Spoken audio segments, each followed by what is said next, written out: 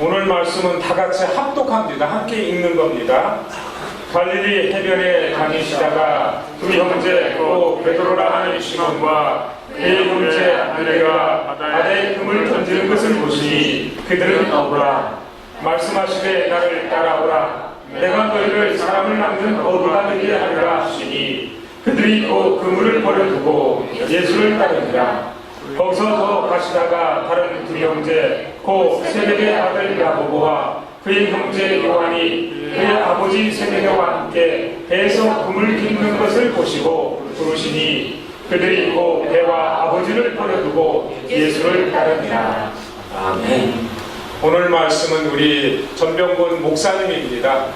목사 안수를 받으셨고 또 목사로서 선교사로 또 임명돼서 스리랑카 선교를 하셨던 분입니다. 지금도 하고 계시고요. 오늘 은혜로운 말씀 증거해 주시겠습니다. 나와 주십시오.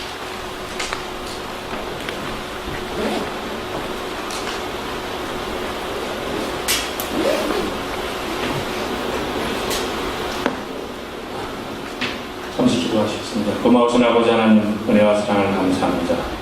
오늘도 주님께서 저희들을 예수님 사랑 가운데 택하시고 불러주셨사오니 오늘 이 시간도 주님 앞에 나와 예배하는 당신의 모든 종들의 머리 위에 하나님의 시간을 넘치는 하나님의 사랑으로 채워주시옵소서. 예수님의 이름으로 축복하고 기도하옵나이다. 아멘. 할렐루야.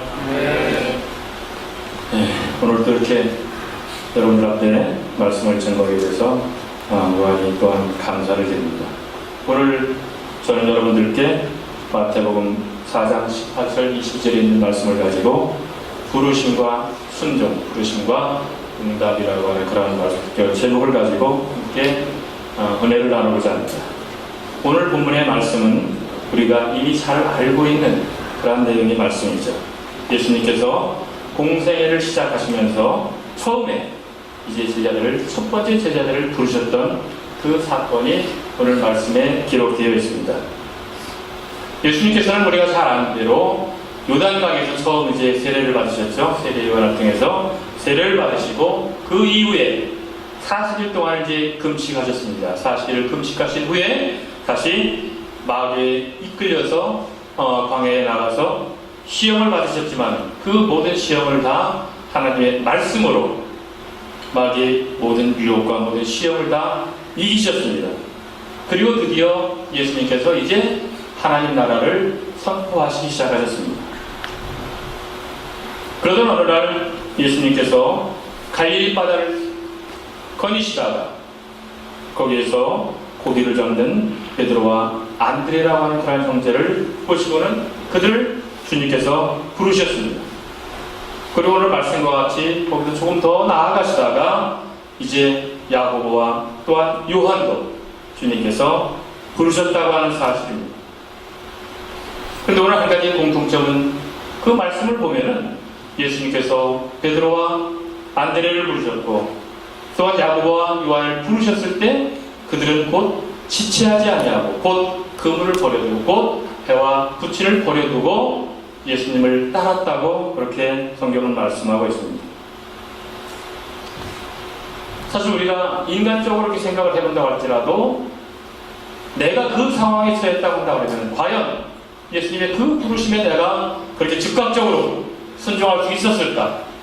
우리가 예를 들어가지고 어느 날 갑자기 친구가 미리 사전에 연락도 없이 집에 찾아와가지고 너 나랑 지금 예를 들어 어디 뭐 극장에 가자든가 아니면 어디 놀러 가자든가 갑자기 이렇게 친구가 찾아와서 그렇게 요청을 했을 때도 우리가 이미 준비가 안 된 상태로는 참 그것을 따라 나서기가 어려울 거예요. 그렇죠? 나 지금 아침 동안까지 설거지도 안 했으니까 요것만 치우고 갈게. 아니면 나 아직 뭐 좀 얼굴 좀 손 봐야 되니까 아니면 나 지금 뭐 옷을 좀 이렇게 해서 여러 가지 아무튼 이유를 우리가 낼 수 있을 거예요. 그런데 오늘 성경 말씀을 보면은 거기에 대한 전혀 언급이 없이 보면은 곧 영어로 보면은 처음에는 at once로 되어 있고 다음에는 보면 immediate라고 이렇게 이제 영어로 표시가 되어 있는데 거기에 대해서 어떠한 그 이유나 어떠한 토가 보면 달려있지 않아요.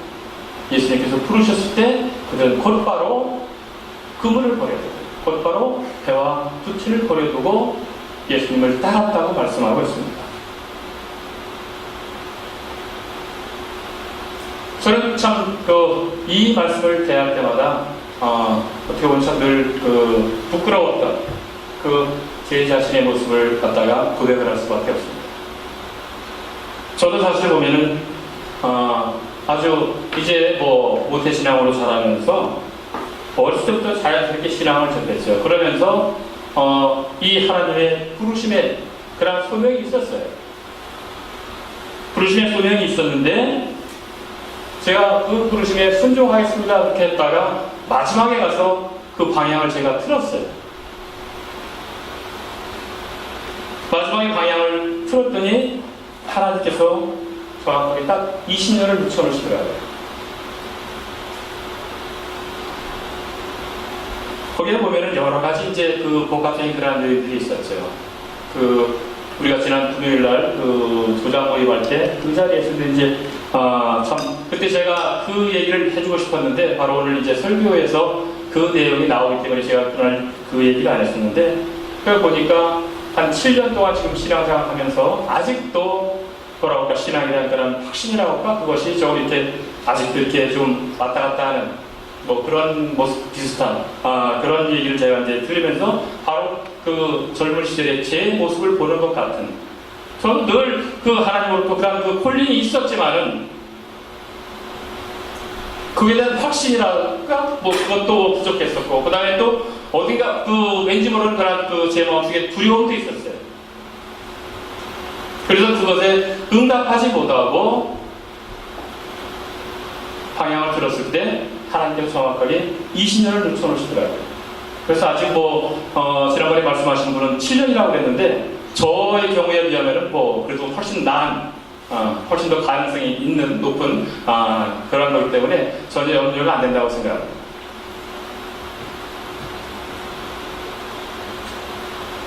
그러면서 제가 이제 결국 마지막에 주님께 순종하고 돌아왔는데 우리가 구약 성경에 보면은 사무엘이 처음에 성전에서 지내면서 제가 어느 날 밤에 하나님의 음성을 듣게 되죠.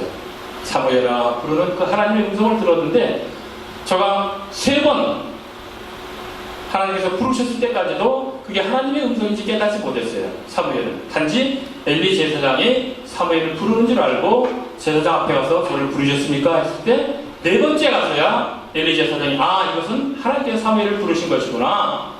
그래서 이제 엘리 제사장이 3번째 사무엘한테 그 얘기를 해주고 4번째 하나님께서 사무엘을 부르셨을 때 하나님 제가 여기 있습니다. 제가 듣겠나이다. 그때서야 그 콜링이 하나님께서 부르신 그 하나님의 음성이라고 사무엘이 깨달았던 것처럼 저도 늘 이제 그러면서 늘 마음 한구석에는 그것에 대한 부담이 있었죠. 하나님 나를 부르신 것은 맞는 것 같은데 내가 어디가 응답을 해야 되는데 어떻게 보면 제 자신의 완벽함을 추구하는 그것 때문에 저도 사실 보면 성격이 굉장히 무난한 것 같은데도 불구하고 보면서 굉장히 참 보면은 까다롭거든요. 그래서 조금만 비틀어져도 이게 줄대고 자를 대고 줄을 그은 것도 조금만 비틀어져도 이게 쭉 비틀어졌다 하면 그게 거의 틀림없이 체크해 보면 거의 나타나는 이제 그런 정도로 아주 좀 그런데 그러면서 제 자신의 완벽함을 이제 늘 추구하다 보니까 나는 아직도 부족해 하면서 자꾸 그것을 미루는 이제 그런 지경이 있었는데 마지막으로 최종적으로 하나님께서 저를 부르셨다고 하는 콜링을 확인했던 것이 어머님의 기도가 있었습니다.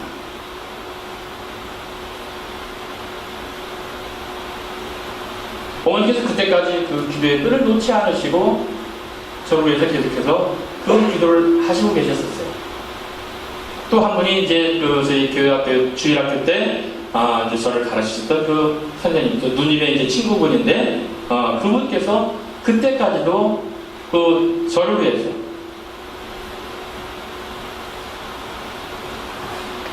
기도해 주셨다는 그 사실을 이제 듣게 되었어요. 그러면서 이제 더 이상 늦춰서는 안 되겠다. 이제 더 이상 미뤄서는 안 되겠다. 내가 지금 부족하지만 내가 연약하지만 하나님께서 나를 부르셨다고 한다고 하면 하나님께서 분명하게 쓰실 것이라고 하는 그런 믿음을 가지고 이제 신학교에 도전하게 됐습니다. 그러면서 한 가지 놀라운 사실은 또 그 당시 제가 이제 이미 결혼도 했고, 직장 생활을 하고 있었는데, 그 마음을 가지면서부터는 직장에 출근하기가 그렇게 싫을 수가 없었어요. 정말로 말로 표현할 수 없을 정도로 아침에 그 집을 나서는 것이 그렇게 힘들고 그렇게 싫을 수가 없을 정도로. 그러면서 이제 저녁에 퇴근하고 나서 이제 공부를 시작을 했죠. 시험을 보려고. 그래서 열심히 나름대로 이제 적은 부족한 시간이지만은 공부를 해가지고 시험을 봤어요. 시험을 봤는데 집에 와서 이게 쭉 체크되면 나름대로 잘 본 것 같아요. 이 정도면 그래도 괜찮게 봤겠다 하고서 나중에 발표날 갔는데 기대를 하고 갔는데 또 이렇게 떨어졌어요. 그래서 다시 또 이제 응시를 안 했어요. 그 다음에 다시 또 공부를 해서 열심히 해서 응시했는데 지난번보다 더 잘 본 것 같았어요. 시험이. 이제 이미 한 번 본 경험이 있으니까 더 잘 볼 수 있겠다, 더 잘 봤는데 역시 떨어졌어요. 그래서 제가 신학대학원에 가면서 세 번째 상수에서 바로 그 대학원에 들어가 있습니다. 그래서 마지막에 할 때는 이제 떨어지면 더 이상 면목이 없잖아요. 가족들 볼 면목도 없고 이제 어디 핑계 댈 그런 것도 없고 그래서 이제 하나님이 부르신 게 아닌가 보다. 이제 포기해야 되나 보다. 그래서 그렇게 생각을 하고 마지막 이제 심정이라는 그 심정을 가지고 다시 시험에 응시했는데 다행히도 하나님께서 또 이렇게 부족하지만은 합격시켜 주시더라고요. 그래서 이제 지금까지 제가 오게 됐고 또 한 가지는 저희 두 아이가 지금 한국에서 신학을 공부하고 있습니다. 스리랑카에서 이제 고등학교 과정을 마치고 한국으로 대학을 가는데 제가 아이들한테 물었어요. 너희들 대학을 이제 전공을 뭐를 택할 거냐 그랬더니 신학을 하겠다는 거예요. 그래서 저희는 어렸을 때 또 아이들에게 이제 너희들은 선교사로 나갈 것이라고 하는 그런 비전을 계속 심어주면서 아이들을 키웠는데 그래서 저는 처음에는 이제 그것 때문에 아이들이 부담이 돼서 엄마 아빠의 그런 기대가 있기 때문에 그것이 부담이 돼서 본인들이 신학을 하겠다고 결정한 게 아닌가 이제 그러면서 최종적으로 제가 여러 번 확인을 했죠. 그것은 부모의 강요나 부모의 그런 기대 때문에 너희들이 결정하는 것이 아니고 너희들이 분명한 그런 콜링이 있어야만이 그 길을 갈 수 있는 것이다. 그 제가 확인을 했는데 두 아이가 다 똑같이 보면 신학을 하겠다는 거예요. 그때 저를 아는 많은 다른 같은 선교사님들이나 그분들이 보면은 저에게 그런 말씀을 하셨어요. 왜 아이들이 아직 어린데 왜 일찍부터 신학교에 보내서 아무래도 신학생들은 보면 일반 대학생들하고는 조금 이렇게 좀 다르잖아요. 하다못해 옷차림이라든가 모든 그런 것부터도 왜 아이들을 그렇게 미리 이제 좀 부속하는 것 같은 왜 그렇게 보내려고 하냐?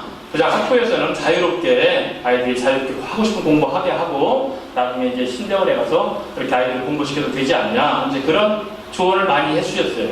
그런데 저의 경우를 보니까 그게 아니더라고요. 하나님께서 부르셨을 때 즉각적으로 응답하는 것이 저는 그래서 못했기 때문에